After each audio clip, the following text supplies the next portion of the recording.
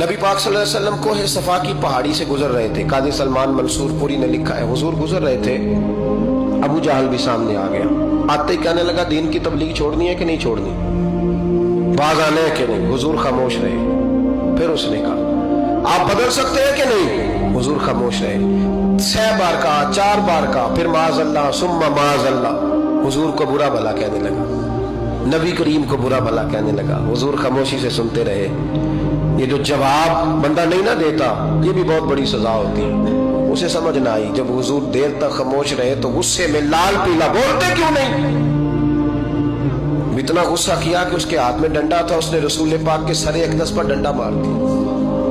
हुजूर ने सर पे हाथ रखा और अल्लाह के हबीब घर की तरफ चले गए, बोले नहीं। अब्दुल्ला बिन जदान की लौंडी देख रही थी, वो नीचे उतरी पहाड़ी से तो हजरत अमीर हमजा हुजूर के चचा शिकार खेल के आ रहे।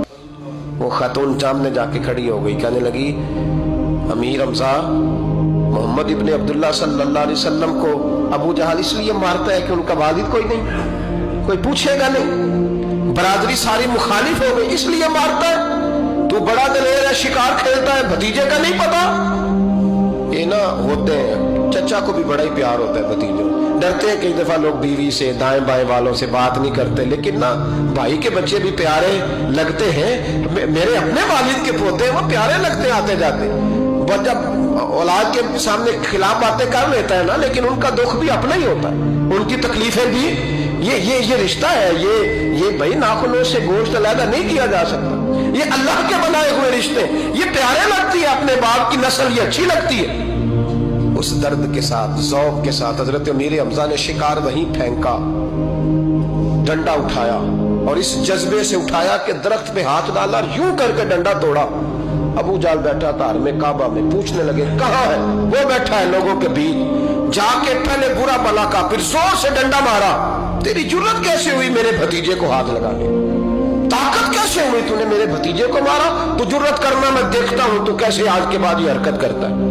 उसे पता था कि हजरत अमीर हमजा कितने दलेर हैं, और दलेर भी है और इस वक्त पूरे जज्बे में भी है। उसने जुर्रत नहीं की हिलने की भी, चुप रहा। हजरत अमीर हमजा रज़ी अल्लाह ताला अन्हु सैयदा खदीजतुल कुबरा के घर आए। अम्मा जी हुजूर को पट्टी कर रही थी इतनी देर।